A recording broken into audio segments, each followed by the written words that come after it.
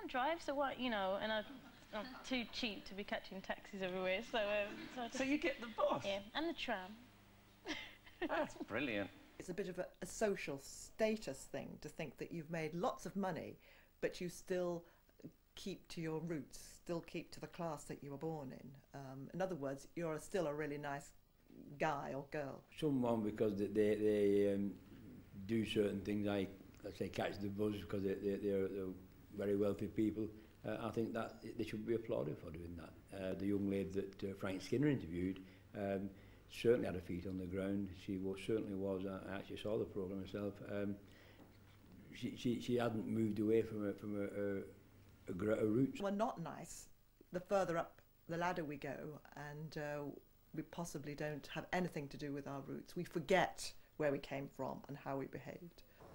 I found the whole questions you're asking interesting because I just take it for granted. You're making a big issue out of something which actually doesn't need to. It's just all part and parcel of life. Frank Skinner, by saying that in The Nation as he sits there, it's on a psychological level. Everyone who has to get the bus and who's poor might think, oh, that's me who's crap. Well, it's just that unless it's pointed out to you, you don't realise, because I think personally you get into the habit of speaking the way that you have just explained.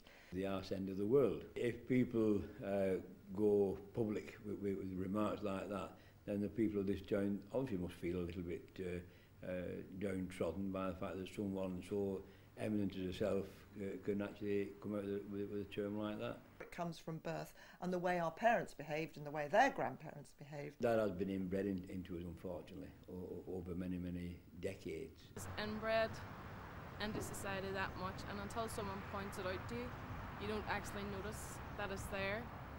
Again from 1984, it says, until they become conscious, they will never rebel.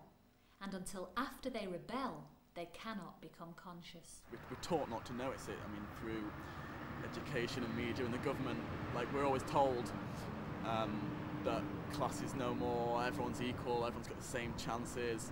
And obviously that, I suppose that serves their interest, because if the working class realise that they are working class and they've got a lot more disadvantages than, say, the middle class, then there's going to be trouble. If you tell people long enough and hard enough that they are what they are, then they start believing it. You see, if you convince people they're worthless, you can pay them less. He's brainwashed.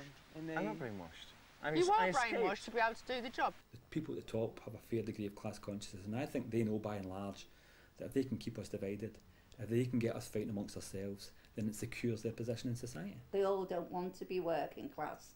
They all want to go up the ladder. You give yourself a chance to get out of that bottom rung of the ladder, if you will, to try and pull yourself up. And be self-employed, which means you exploit yourself, or rather you sell yourself cheaply to other people. The great Dave Whelan, who has the JJB sports empire, talks no different than me. But he's got out there and he's done it, and he has got out of the class system, you want to call it that. I used to go into empty flats and kick down the doors and sleep inside them. Now, people say there's not a homeless problem anymore, but I mean, I beg to differ. There are still people. You mightn't see them sleeping in doorways, but they might be sleeping in an empty derelict building, and just because you can't see them doesn't mean that it's not there. You get quite angry because why don't people realise this? Why don't people know this? Why aren't people saying something about this? And people aren't. It makes me angry, but does anger get you anywhere if you're just one voice standing there shouting? I think it'll be governed by money. I think there's so much sort of footballer sort of money, a lot of money, and I think they'll be the ones living in the castles and the estates. And I think it will change totally in 20 years' time. Posh and Becks are as famous as the Queen, aren't they? And most people care more about what happens to them than they do about what happens to the aristocracy. There will be an aristocracy, but I think it might be called the pop aristocracy, the Elton Johns of this world. I'm hopeful, but it means people have to get up and do something.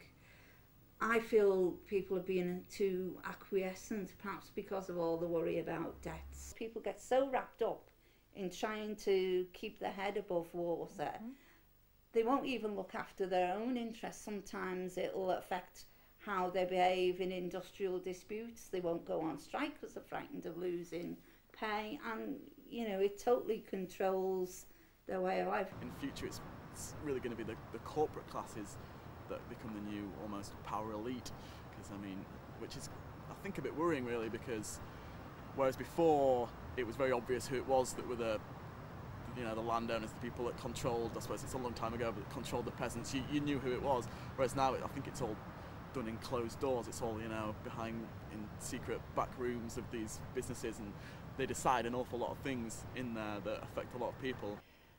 I think most countries have that anyhow.